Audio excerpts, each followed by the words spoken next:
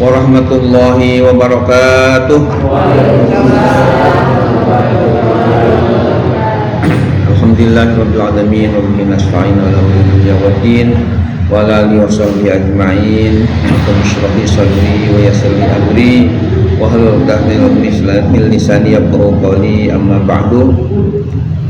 Para ustaz dan ustazah, para ibu-ibu dan bapak yang saya muliakan, alhamdulillah, syukurillah, pada siang hari ini sesuai dengan yang sudah kita kompromikan bahwa tanggal 9 ini kita akan ada istilahnya tawakufan sementara ya, bukan tawakufan selamanya, sementara karena menjelang bulan suci Ramadan. Jadi untuk itu Bapak dan Ibu yang dirahmati Allah Subhanahu wa taala, ya, jadi mungkin nanti ya ada sepatah kata dari perwakilan ya jamaah, ya koordinator jamaah. Namun sebelumnya tentunya supaya tetap kita menambah ilmu, bahwa walaupun katakanlah kita tawakuf sementara, ya kita harapkan tentunya ingin istilahnya ya ilmu itu jangan sampai berhenti, untuk terus kita gali, untuk kita pelajari. Ya, kita ini masih bagus menjadi istilahnya minal mursyidin, ya mustarsyidin, artinya orang yang ingin selalu istilahnya membawa, ya, minta bimbingan untuk supaya lebih baik, untuk supaya keilmuan kita, amaliyah kita lebih baik dari yang kemarin-kemarin. Sebab menurut Imam namanya Ahmad bin Khalil Al-Farihidi itu mengatakan bahwa ar-rijalu arba'atun, orang itu kalau diteliti katanya itu tidak lepas dari ya 4 golongan manusia. Istilah beliau itu sesuai dengan ditulis oleh Al-Ghazali di dalam kitab Ihya-nya. Yang pertama, rajulun yadri wa yadri annahu yadri fa huwa alimun fattabi'u. Yang kedua, rajulun yadri wa la yadri annahu yadri fa huwa naimun fa'ikizu. Yang ketiga, rajulun la yadri wa yadri annahu la yadri fa huwa mustarsyidun fa arsyidu. Dan yang keempatnya adalah wa rajulun la yadri wa la yadri annahu la yadri fa huwa jahilun farfudu. Kira-kira artinya paham belum?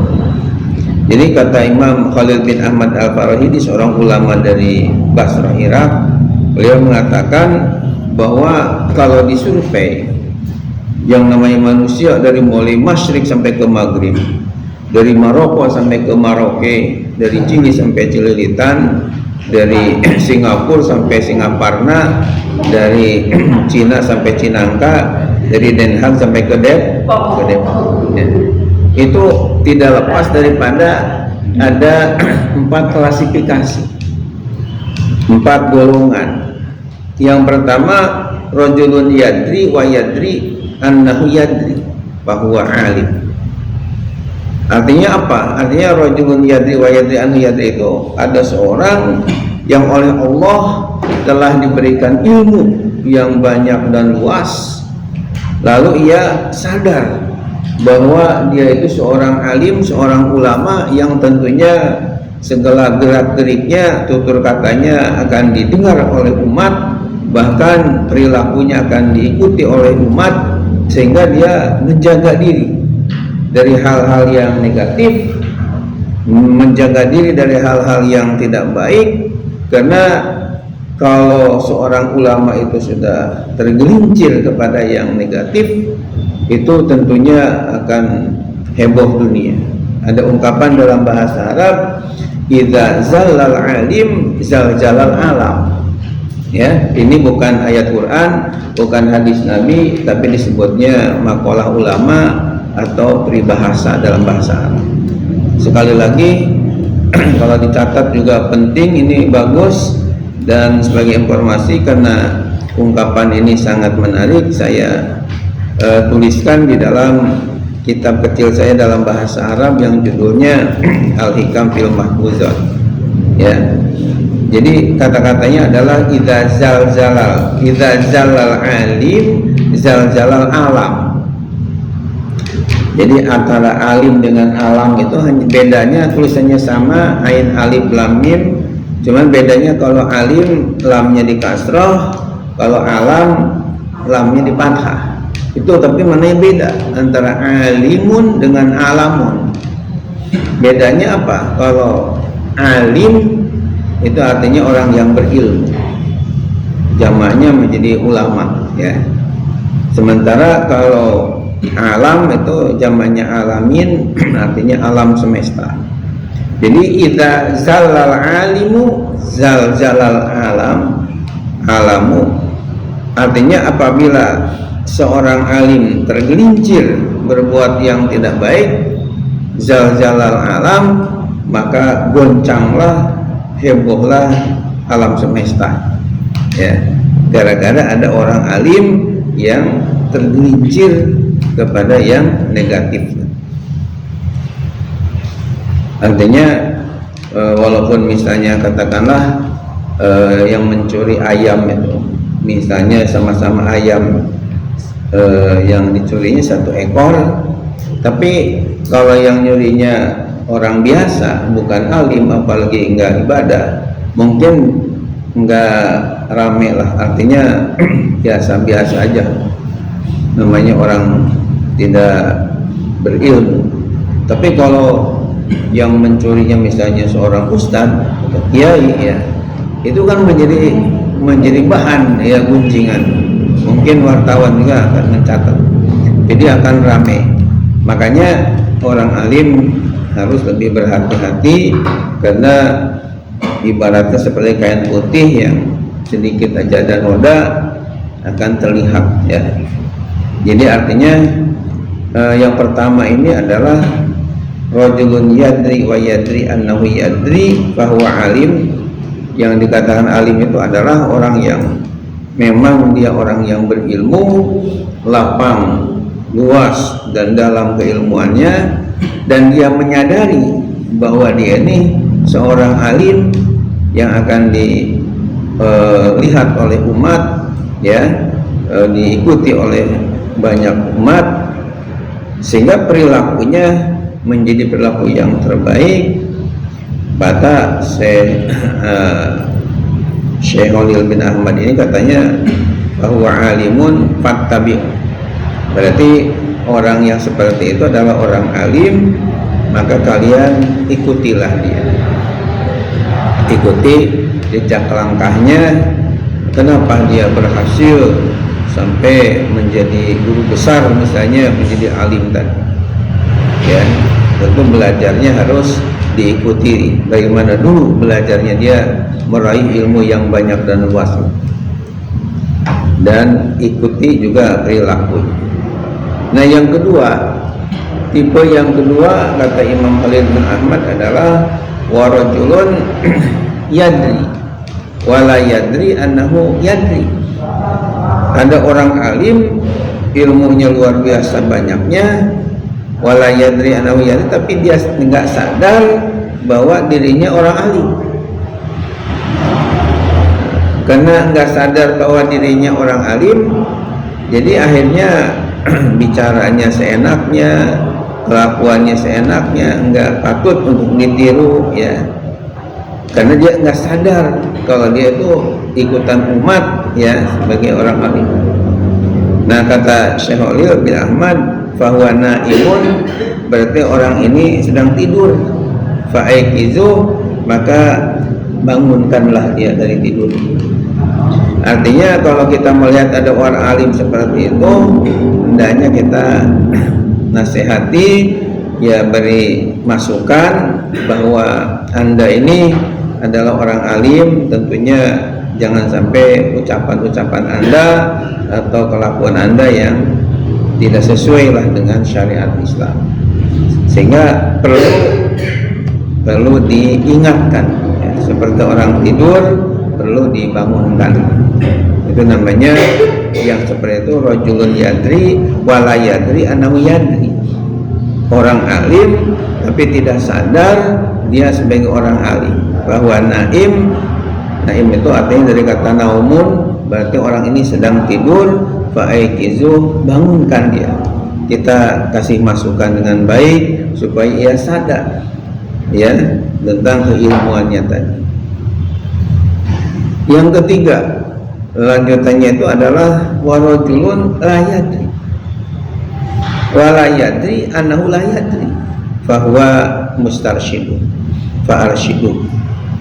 Ada tipe orang yang dia tidak alim, artinya masih banyak kekurangan lah, khususnya dalam bidang ilmu. Namun wa yadri annahu la yadri ya, jadi wa yadri annahu la yadri, namun dia sadar, tahu diri bahwa dia itu belum alim. Karena dia belum alim dan sadar menyadari bahwa belum alim, tentu dia tidak banyak berfatwa, tidak banyak mengungkapkan halal haram, karena kan belum merasa belum alim ya. Bahwa mustarsyid, dia berarti masih mencari bimbingan, arahan-arahan, masukan-masukan. Pak Arsyidu, maka bimbinglah dia. Ini disebutnya orang awam tapi sadar keawamannya, sehingga dengan sadar keawamannya itu akhirnya dia semangat untuk mencari yang kurang ya, ilmu yang belum tahu itu ingin tahu seperti yang lain. Ini masih bagus karena ada upaya, ada usaha untuk memperbaiki diri ya. Kemudian yang keempat, ini yang bahaya, ini kalau sampai ada di sekitar kita, apalagi keluarga kita. Rajulun la yadri wa la yadri annahu la yadri, bahwa jahil.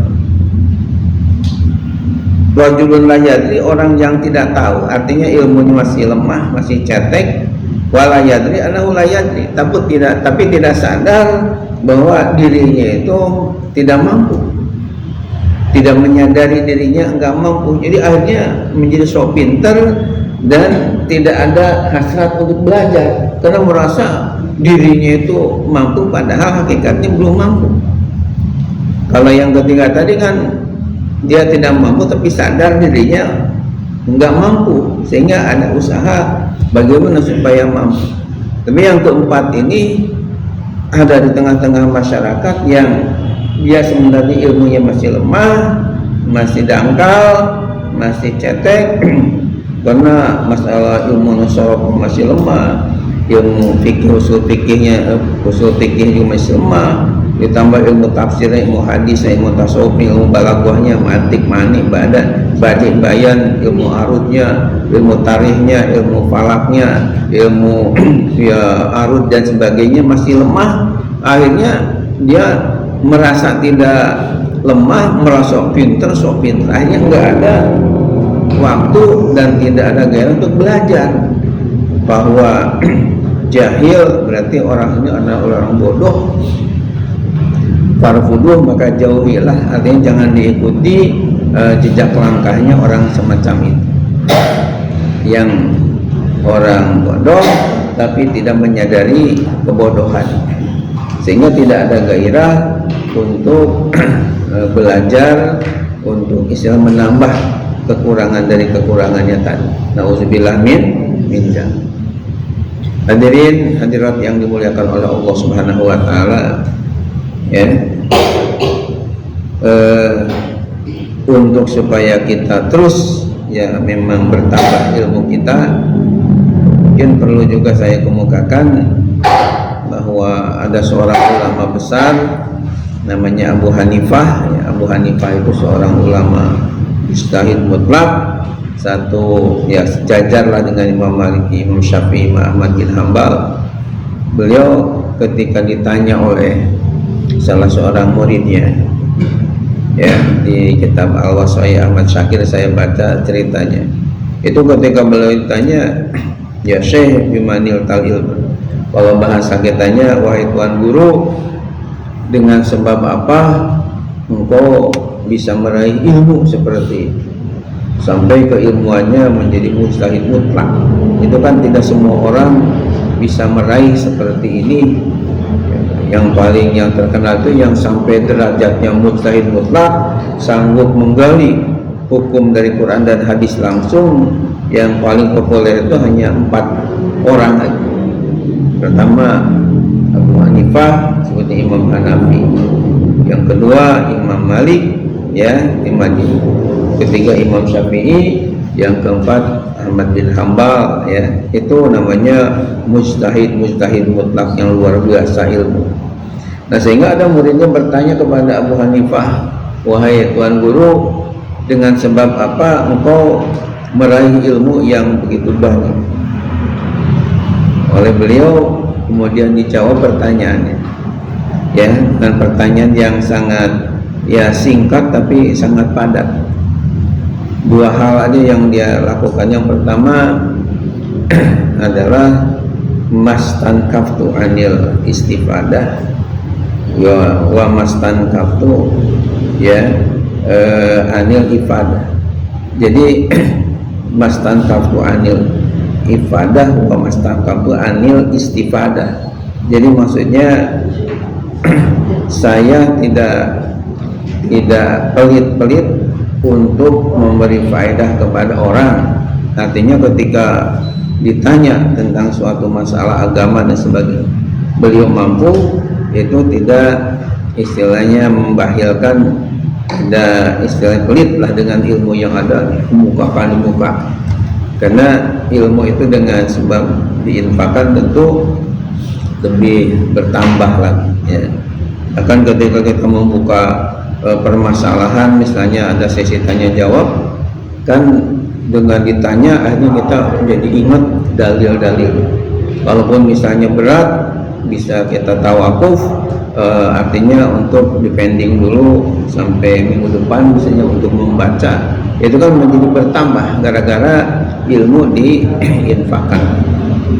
Terus wamastan kafu anil istifadah, aku juga tidak merasa gengsi kalau minta tambahan dari orang lain. Artinya kalau beliau kurang paham dalam suatu hal, tidak malu-malu, tidak sungkan-sungkan untuk bertanya kepada yang sudah paham.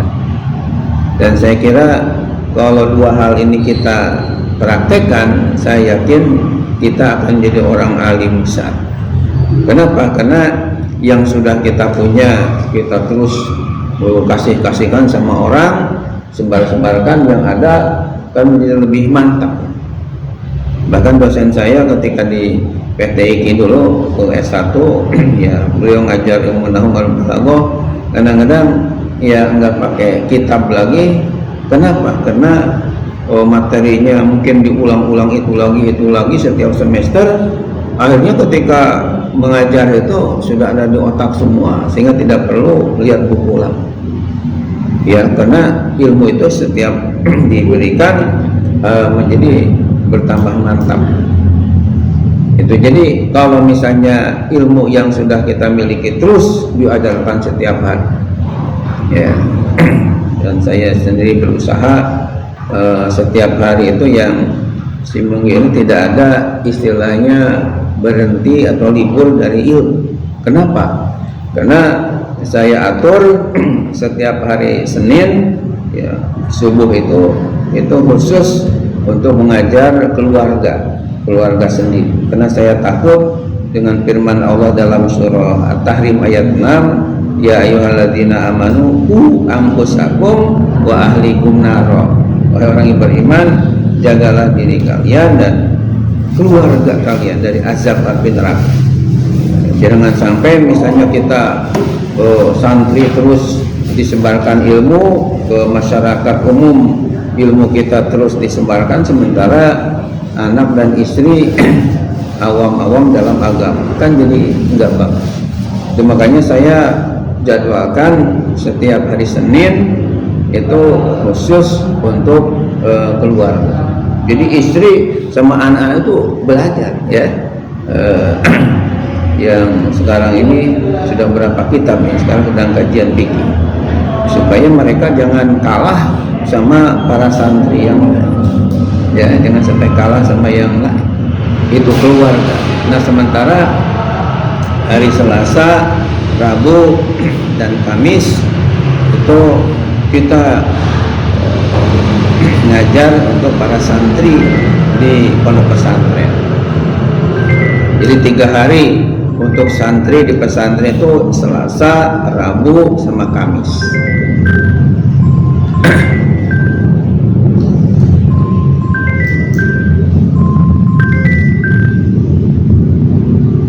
Nah sementara kalau hari Jumat enggak libur, Jumat juga di Masjid Baitur Rahman namanya ya. Nah di antara yang aktif nih Pak Saifuddin ya, dengan semua saja kalau Haji juga ya, itu setiap hari Jumat Bu. Udah lama dari tahun 2014, sekarang udah 2020 kajian tafsir Jalalain. Dan karena Jumat subuh kan sunnah sujud tilawah ya, kita hafal alif lam mim sajdahnya sama surah Al-Insan. Jadi kita praktekkan kepada masyarakat luas, dihadiri oleh selain orang Bedahan juga banyak dari luar, termasuk saya Saifuddin Ustaz Faroji ini kan dari Depok Jaya Agung ya. Pak Haji Pras yang di Pras masih belum aktif lah ya. Jadi itu ada yang dari Salman Permai, ada yang dari BSI ya, Bumi Sawangan Indah, bahkan ada yang dari Cinere Pak Ustadz Abdurrahman itu juga datang juga. Itu hari Jumat subuh, habis sholat subuh langsung ya ngaji ya, Jalalain. Nah kalau hari Sabtu bagaimana? Nah saya juga hari Sabtu enggak libur, karena ini sebagai informasi aja, barangkali ada yang mau ikut ya. Jadi Sabtu pertama jadwal saya itu di Masjid An-Nur Belakasa, di dekat Jalan Tol Iskandar. Itu kan ada ke bawah perumahan namanya Belakasa ya. Itu masjidnya ada bagus, baru masjid besar, itu namanya Masjid An-Nur. Itu ada kajian tafsir tematik ya. Kemudian untuk Sabtu kedua juga enggak libur, karena Sabtu kedua ini di Masjid Al-Iman Sawangan Golf ya, udah rutin, udah lebih 10 tahun. Itu kajian tafsir Al-Quran karangan ya, tematik juga lah. Kemudian yang ketiganya, Sabtu yang ketiga, jadwalnya itu kita kaji di namanya Masjid Al-Amru Bittaqwa, yakni di Mampang Indah dekat Paripin Ilham dulu ya, Masjid Al-Amru Bittaqwa. Itu kajian tauhid ya. Itu Sabtu ketiga. Kalau Sabtu keempat itu jadwal saya di Masjid At-Taqwa Sawangan Elok. Jadi ada perumahan Sawangan Elok ya, namanya Masjid At-Taqwa. Itu kajian ya tafsir tematik gitu. Itu 4 Sabtu udah penuh semua. Kemudian hari Ahad ternyata enggak libur juga, ngaji lagi. Karena Ahad pertama jadwal saya di Masjid Al-Latif yang Pak Haji Andre. Itu kajian ilmu tasawuf, kajian kitab Al-Kabair, himpunan dosa-dosa besar. Kemudian Sabtu yang kedua ya, Ahad berarti Ahad pertama di Al-Latif, Ahad yang kedua di Masjid Baitur Rahman Sawangan Village. Itu ada tafsir ya Al-Kausar ini yang saya susun. Itu kajian tafsir di Sawangan Village ya, masjidnya namanya Baitur Rahman. Ahad yang ketiga ini jadwalnya di Masjid Al-Muhajirin Mampang Indah 1 ya, Mampang Indah 1 di Vanmas ini dekat Makodim ada Masjid Al-Muhajirin. Itu lebih dari 20 tahun ya, kajian tafsir Al-Quran. Itu Sabtu Ahad yang ketiga. Sementara ahad yang keempat itu di Cening Ampe, ada masjid namanya Baitur Rahim di perumahan Cening Ampe dekat BBM. Ya, itu kajian hadis, ya, kajian hadis. Jadi enggak ada dalam satu hari pun itu enggak ada libur istilahnya. Mau pakai haji aja gitu, artinya menyebarkan ilmu yang ada. Ahad kelima begini. Apa? Ahad kelima. Ahad kelima ada juga yang minta, yaitu di Nurul Basiroh di masjidnya Poin Mas itu, ya, di Poin Mas namanya Nurul Basiroh, itu setiap ahad kelima. Dan malamnya ada yang minta juga, malam Selasa pertama di Masjid Al-Hanif di Kukusan kajian tafsir. Nah, malam Ahad, malam Selasa kedua seperti malam ini di Grogol di Al-Barokah kajian fikih. Itu kalau ada malam Selasa yang kelima diminta di Masjid Ar-Rahman yang Pak Salman Al-Farisi, ya, di Beijing. Itu kaitan dengan masalah penyebaran ilmu, ya, sehingga bisa dikatakan setiap hari itu enggak ada istilahnya bagi saya libur ngaji. Jadi ada aja.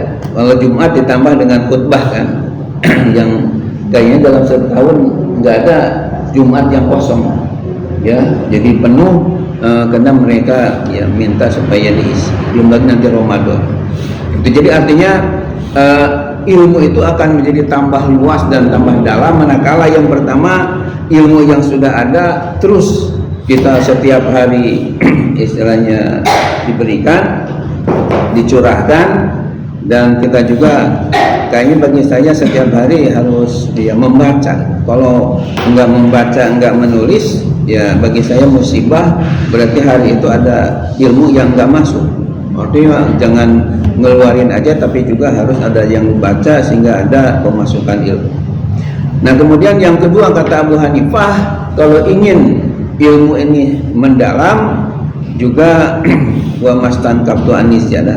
Jadi jangan sungkan-sungkan untuk ya menambah dari orang lain. Dan menurut saya kalau misalnya dua hal ini ada pada diri kita, memang logis untuk jadi alim. Yang pertama, ilmu yang sudah kita terus curahkan kepada orang lain, baik ke santri, masyarakat luas. Nah, sementara kekurangan ilmu kita ini, apa yang kurang kan banyak ya macamnya ilmu itu. Yang saya wajib pelajari kan 12 pak ilmu, dan setelah saya kuliah di S1 tambah di S2 kemudian S3 itu ternyata setelah saya hitung ya, karena rencananya akan menulis biografi ya, autobiografi pribadi. Jadi saya pernah belajar di pesantren mana, gurunya siapa, yang di pesantren itu kitab apa yang dipelajari, ya, nama-nama gurunya yang telah berjasa kepada saya sehingga bisa seperti ini, namanya siapa aja dan namanya ilmu apa, itu saya catat semua. Sehingga setelah dicatat itu ternyata sampai 28 ilmu yang saya sudah pelajari dari mulai kecil sampai ke perguruan tinggi. Bahkan kemarin di tanggal 21 September 2025 itu ya, saya dikukuhkan sebagai guru besar dalam bidang ulumul Quran dan ilmu syariat oleh Azikron. Nah, itu yang membesarkan sampai saya mendapat julukan guru besar tadi. Kalau di akademis isinya profesor, ini tentunya belajar dulu dari ustadz-ustadz atau kiai-kiai yang sangat ya berjasa. Itu semuanya kita catat, dan nama-nama ilmunya juga ya. Itu ternyata tidak kurang dari 28 macam ilmu yang telah kita pelajari.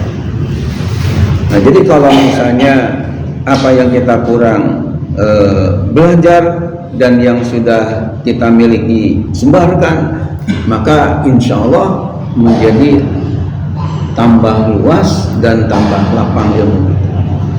Oleh itu mudah-mudahan dengan dikemukakan masalah ini bagi Bapak Ibu menjadi tambah ya, tambah semangat ya belajar, karena di dalam kitab Ihya Ulumuddin karya Imam Ghazali itu, dalam kitab Ihya Ulumuddin dikatakan man dzanna annahu qad alima faqad jahila. Barang siapa yang menyangka dirinya sudah menjadi alim, menjadi orang yang hebat dalam keilmuan, faqad jahila, semua dia ini adalah bodoh. Kenapa?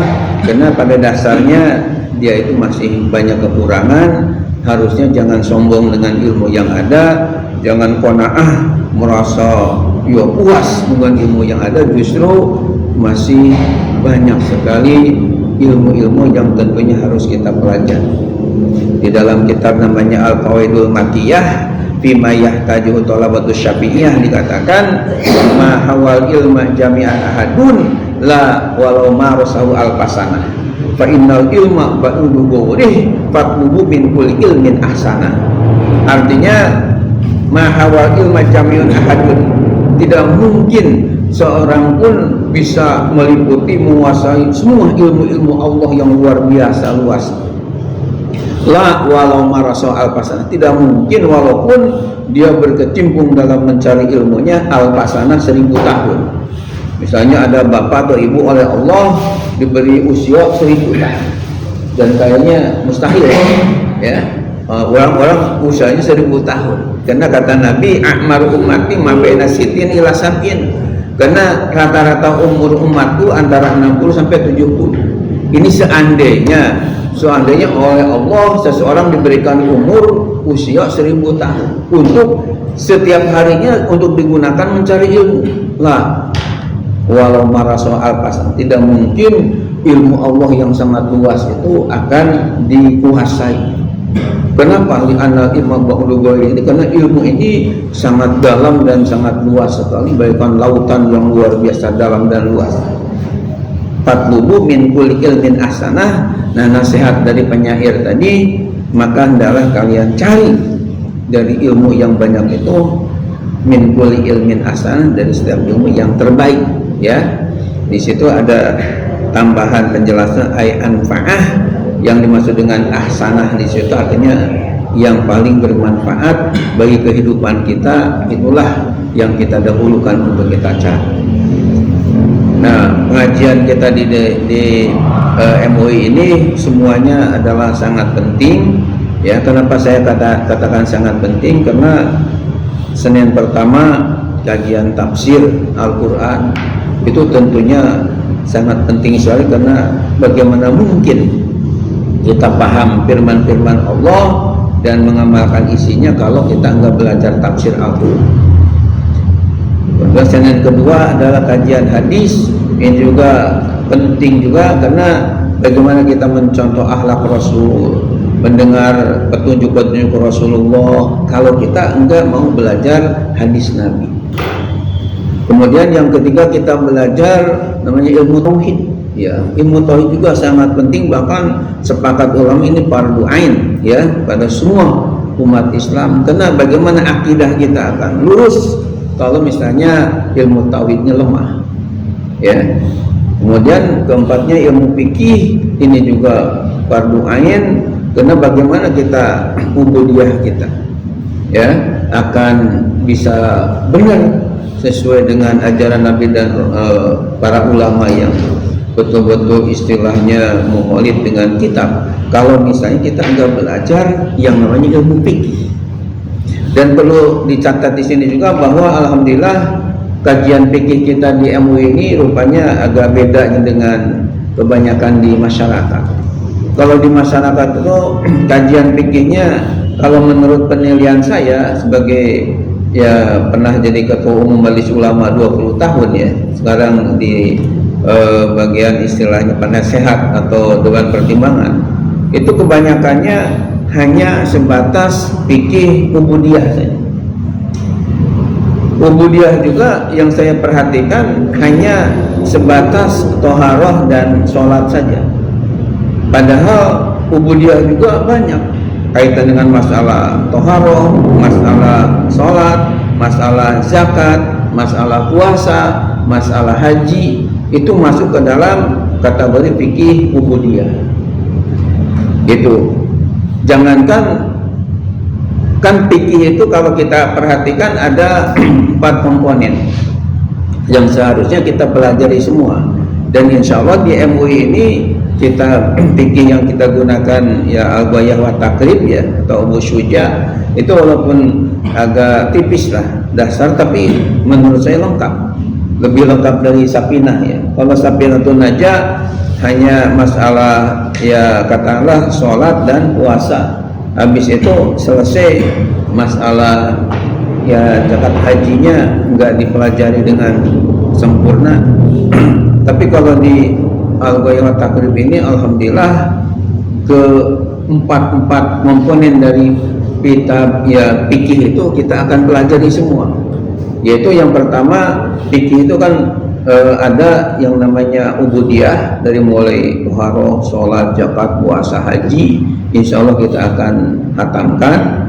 Nah setelah itu komponen yang keduanya ada istilahnya fikih muamalah. Muamalah itu ada hubungan dengan masalah jual beli, cara Islam, bagaimana gade mengade menurut Islam, ya ijarah kaitan dengan sewa menyewa menurut Islam, itu namanya fikih muamalah. Insya Allah kita juga akan kaji ya, karena kita fikihnya lengkap. Nah yang ketiga ada lagi namanya fikih munakahat. Jadi fikih munakahat itu ada hubungan dengan masalah pernikahan, misalnya yang boleh dinikahi itu siapa, ketika nikah walinya siapa, termasuk dalam rangka talak dan rujuk bagaimana, kemudian hadonah pengasuhan anak ketika terjadi perceraian, si anak ini yang berhak mengasuhnya itu suaminya atau istrinya, ya itu diatur dalam fikih namanya fikih munakahat. Termasuk di dalamnya nanti ada mawaris, masalah warisan-warisan, harta peninggalan, tirkah disebutnya, itu nanti ke fikih munakahat dibahas. Yang keempatnya ada lagi namanya fikih jinayat. Fikih jinayat itu fikih yang berkenaan dengan kriminal. Misalnya orang yang membunuh orang lain, hukumannya bagaimana, kisos itu kan. Kemudian kalau misalnya minum khamar, kira-kira kalau dicambuk berapa kali cambukan, ya. Kalau orang berzina kaitan dengan rajam, ini zinanya muhsan atau ghair muhsan nih, apakah dia masih perawan atau misalnya sudah janda, itu nanti hukumannya beda. Itu ada di dalam namanya fikih jinayat. Jadi ada 4 ya. Nah di masyarakat luas yang saya perhatikan hanya fikih ibadah saja, itu juga hanya sampai bab toharoh dan sholat, habis itu balik lagi, enggak sampai ke masalah puasa dan zakat hajinya. Kenapa terjadi demikian? Menurut saya ada 2 kemungkinan ya. Kemungkinan yang pertama karena jamaahnya masih pada awam, sehingga untuk masalah toharoh dan sholat aja masih banyak yang belum tahu. Kemungkinan yang kedua karena mungkin ustadz-ustadzahnya aja keilmunya memang masih kurang, sehingga kalau kepikihnya yang lebih tinggi itu mereka juga kurang menguasai. Sehingga kalau ditanya oleh jamaahnya gimana dalilnya ibu ustazah, mana dalilnya ini, jadi nggak bisa. Nah akhirnya berkutat ya di situ aja, jadinya nggak nambah daripada yang luas. Nah insya Allah di MUI ini fikihnya walaupun kitabnya agak tipis, tapi bisa dikatakan keempat-empatnya itu lengkap ya, sehingga tidak harus nambah lagi kitabnya. Bisa kita pelajari kitab yang ada, kecuali kalau nanti habis khatam ada lanjutan dari takrib itu namanya Fathul Qorib yang dikarang oleh Syekh Muhammad bin Qasim Al-Ghazi. Dari Fathul Qorib itu ada naik lagi namanya kitabnya Futhul Habibil Gharib karya Imam Syekh Nawawi Al-Bantani. Habis itu masih ada naik lagi namanya Kifayatul Ahyar Syarah Ghayatul Ikhtisar karya Imam Yudin Ad-Dimashqi. Habis dari itu bisa naik lagi ke Hasyiah Al-Bajuri kayak Syekh Ibrahim karya Imam Ibrahim Al-Bajuri dari Mesir. Jadi makin lama makin meningkat, kitabnya makin tebal. Tapi minimal kitab yang ada sekarang hatam aja sudah bagus, tapi sudah punya dasar ya, dibandingkan dengan enggak sama sekali. Nah jadi alhamdulillah kita ini oleh Allah ditakdirkan terus cinta sama ilmu selain cinta sama ulama dan habaib. Alhamdulillah. Mudah-mudahan tentunya saya berdoa kepada Allah kita semuanya terus sampai akhir hayat kita termasuk orang yang cinta kepada ilmu dan kepada para ulama dan habaib. Amin ya Allah ya Rabbal alamin. Dan pesan saya mungkin di akhir menjelang Ramadan ini juga kita tentunya persiapan untuk menghadapi Ramadan. Bagi yang sudah misalnya jadi imam, jadi penceramah, itu hendaknya dipersiapkan dengan matang bacaan-bacaan Al-Qur'annya, jangan sampai lupa ketika baca misalnya lupa lagi atau mahrajnya, tajwidnya ada yang keliru-keliru, itu supaya diperbaiki dari sekarang. Doa-doa termasuk kamilin, doa witir itu juga hendaknya dihafal semua dengan lancar ya, supaya kita jangan nador, jangan lihat terus tek, tapi kalau bisa dihafal semuanya. Karena ada ungkapan al ilmu bisudur la bisutur ya. Jadi ilmu itu di dada bukan di tulisan. So kalau mau pakai tulisan kayaknya berabe ya. Ketika ditanya orang hukumnya ini bagaimana, ayat berapa, surat apa, jangan sampai jawabannya itu tulisannya nanti ada di rumah ya. Belum bisa jawab kan jadi repot. Tapi kalau sudah dihafal dia tinggal menjelaskan kepada masyarakat, kepada umat. Itu mungkin sedikit tambahan ilmu dan supaya semangat dalam beribadah kepada Allah ya. Dan saya minta untuk istilahnya perwakilan, dan saya juga ucapkan terima kasih atas segala kebaikan-kebaikannya ya, infak sedekahnya, dan pada pesantren kami juga ya, infak yang bulanan jangan sampai berhenti karena santri tetap harus makan. Jadi ada tidak kurang 11 santri yang kami tanggung ya.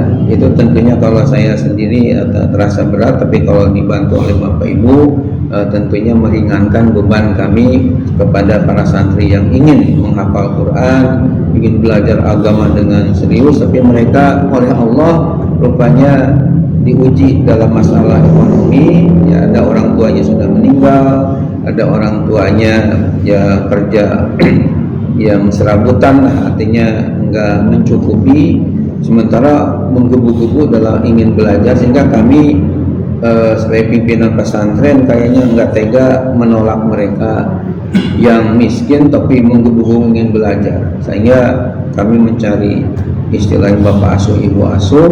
Barangkali ada di antara umat Islam yang terketuk hatinya untuk supaya hartanya bersih, kemudian anak yatim atau orang duafa juga yang mondok tetap bisa makan sehari-harinya, mereka juga berhak untuk bergembira.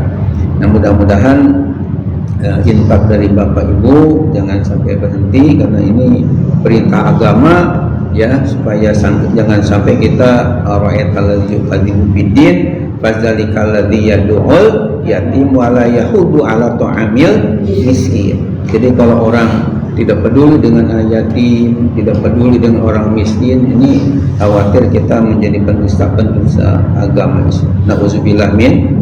Makanya terus walaupun mungkin ngajinya libur, tapi tetap ya di awal bulan ya, ada informasi ke saya, kita kasih mungkin nomor istilahnya rekening pesantrennya sehingga tetap berjalan. Amin ya Allah ya Rabbal. Saya berdoa mudah-mudahan rizkinya tambah berkah dan tambah maslahat dunia akhirat sebagai celengan ya, celengan di akhirat kelak. Amin ya Allah ya Rabbal alamin. Ya. Lagi Ustazah Nur Hasanah ini insya Allah sudah ikrar untuk membantu pesantren santri-santri kami. Alhamdulillah. Juga yang lainnya mudah-mudahan demikian. Dan kami juga atas saya yang sebagai pengasuh, mungkin di sana sini banyak sekali kehilapan dan kekurangan selama kurang lebih 1 tahun terakhir ini ya. Walaupun kita sudah ngaji lebih dari 10 tahun, tapi mungkin di akhir tahun-tahun ya ada yang kurang pas, ada kurang berkenan saya mohon dimaafkan yang sedalam-dalamnya, sehingga kita menghadap bulan Ramadan yang sangat mulia ini dalam keadaan bersih semua, zahiran wa batinan, bersih lahir, bersih batin. Amin ya Allah ya rabbal alamin. Saya kira cukup dari saya demikian. Mohon maaf lahir batin. Akhirul kalam. Wassalamualaikum warahmatullahi wabarakatuh. Mari sekarang kita dengarkan perwakilan dari koordinator jamaah. Kepada Ustazah Rasana kami persilahkan. Bismillahirrahmanirrahim. Assalamualaikum warahmatullahi wabarakatuh. Waalaikumsalam warahmatullahi wabarakatuh. Alhamdulillahirabbil alamin, wassalatu wassalamu ala asyrafil anbiya wal mursalin sayyidina Muhammadin wa ala alihi wa sahbihi ajma'in, amma ba'd. Al-Mukarram wal Muhtaram, guru kita Bapak Haji, Bapak Dr. Haji Dimyati Badrul Zaman yang kita hormati, semoga Allah Subhanahu wa Ta'ala selalu panjangkan umurnya, sehatkan badannya, luaskan rezekinya, dimana kebutuhannya Allah Subhanahu wa Ta'ala. Ibu-ibu, bapak-bapak sekalian yang saya hormati, berkenaan dengan hari tawakuf hari ini, saya diminta untuk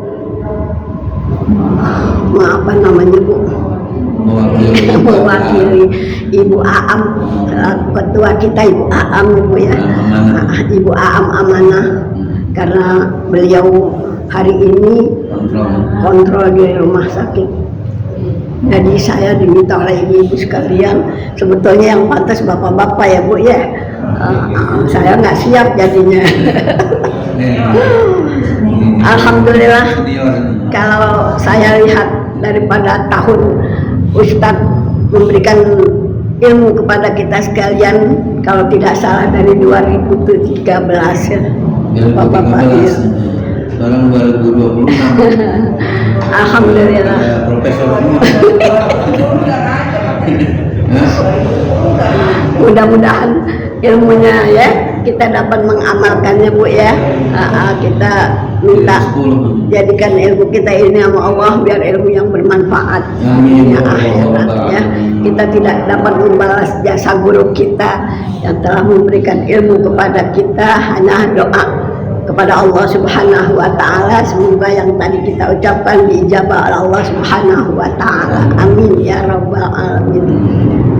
Barangkali tidak panjang lebar, hanya ucapan terima kasih kepada guru kita yang sebesar-besarnya, dan juga Ibu Iis akan memberikan sedikit daripada di tahun ini, hanya cinta kasih kita. Iya. Saya lihat isinya ya. Ala kadar Ya Allah. Saya tidak bisa mengucapkannya, hanya terima kasih yang sebesar-besarnya Ustaz telah memberikan ilmu kepada saya. Tolong doakan saya pribadi juga, alhamdulillah di tempat saya, bukan saya sombong tapi saya merasa takut seperti Ustaz tadi kalau kita tidak sampaikan ya. Jadi saya sampaikan juga mengenai Al-Quran aja, karena kita bisanya cuma Al-Quran, jadi yang lain-lainnya enggak usah, hanya Al-Quran. Hanya masih banyak ibu-ibu sekali yang nggak bisa baca Quran di kalangan saya. Iya, banyak Ustaz. Iya, Al-Quran nggak bisa. Iya. Jadi alhamdulillah, saya beranikan diri untuk diminta oleh ibu-ibu di tempat saya. Ya, saya jadi bersedia. Mohon maaf Ustaz, barangkali Ustaz ini saya. Mudah-mudahan ilmunya ditambah manfaat. Amin ya. Nah demikianlah Ustaz, ini ada sedikit dari kawan-kawan semuanya. Ya, tapi kasih mudah-mudahan ini tambah berkah. Amin, amin ya robbal. Dan juga sedikit dari saya, dari Ibu Is dan kawan-kawan sekalian, mudah-mudahan bermanfaat. Berkatnya. Demikianlah Ustaz ya. Nah, saya mohon maaf ibu-ibu sekalian, hanya demikian karena nggak ada persiapan sebetulnya Bu Aam. Terima kasih. Wassalamualaikum warahmatullahi wabarakatuh. Waalaikumsalam. Terima kasih yang sedang ada di rumah sakit, dan kita doakan mudah-mudahan Ibu Am amanah oleh Allah, penyakitnya disembuhkan kembali. Amin. Ya Allah ya Rabbal alamin. Jadi acara selanjutnya gimana nih? Ya, ramah-tamah ya. Jadi sebelum kita ramah-tamah, barangkali kita akhiri dengan berdoa kepada Allah. Mudah-mudahan segala pinta kita, rencana kita, program kita khususnya bulan suci Ramadan nanti mudah-mudahan diberikan kelancaran, kesuksesan, keberkahan. Amin ya Allah ya Rabbal alamin. Allahumma shalli ala sayyidina wa habibina syafiina lana Muhammad wa sallim radhiyallahu tabaraka wa salatu rasulillah ajma'in. Amin. Bismillahirrahmanirrahim. Alhamdulillahirabbil alamin. Alhamdulillah. Ya Rabbana lakal hamdu wa lakal syukur kama yanbaghi li jalali sultanik. Allahumma inna nas'aluka ilman nafi'an wa rizqan halalan thayyiban wa 'amalan shalihan taqabbal. Allahumma inna nas'aluka al-maslahah wal manfa'ah wal afiyah wal barakah. Allahumma inna nas'aluka salamatan fid din wa afiyatan fil jasad wa ziyadatan fil ilmi wa barakatan fil rizqi wa taubatan qabla al-maut wa rahmatan ba'dal maut wa rahmatan ba'dal maut. Allahumma hawwin 'alaina fi sakaratil maut wa najjina minan nar. Allahumma barik lana fi Sya'ban wa balighna Ramadan bi rahmatika ya arhamar rahimin. Rabbana atina fid dunya hasanah wa fil akhirati hasanah wa qina azaban nar. Wa sallallahu ala sayyidina Muhammadin wa sallam. Subhana rabbika rabbil izzati amma yasifun wa salamun ala mursalin walhamdulillahi rabbil alamin. Saya Ahmad Dimyati Badrul Zaman sebagai Dewan Timbangan MUI Kota Depok sekaligus sebagai pengasuh pengajian di Gedung Dakwah MUI Kota Depok dari sejak tahun 2007 sampai 2026 ini mengucapkan selamat datang bulan suci Ramadan tahun 1447 Hijriah. Mohon maaf lahir dan batin. Marhaban ya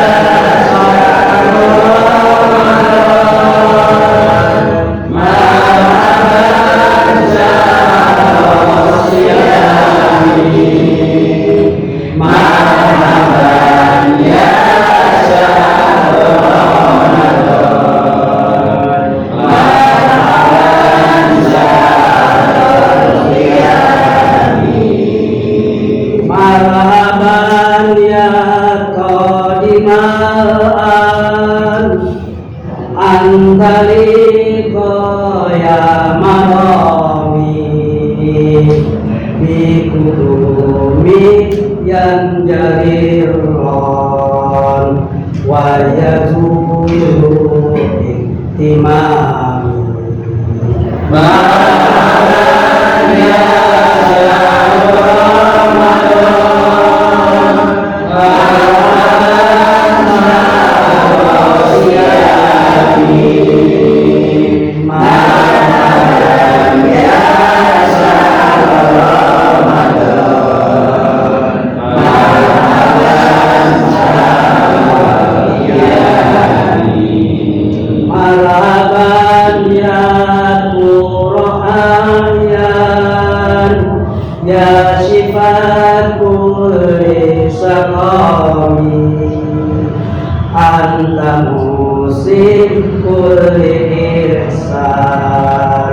ya musharraf bin dawam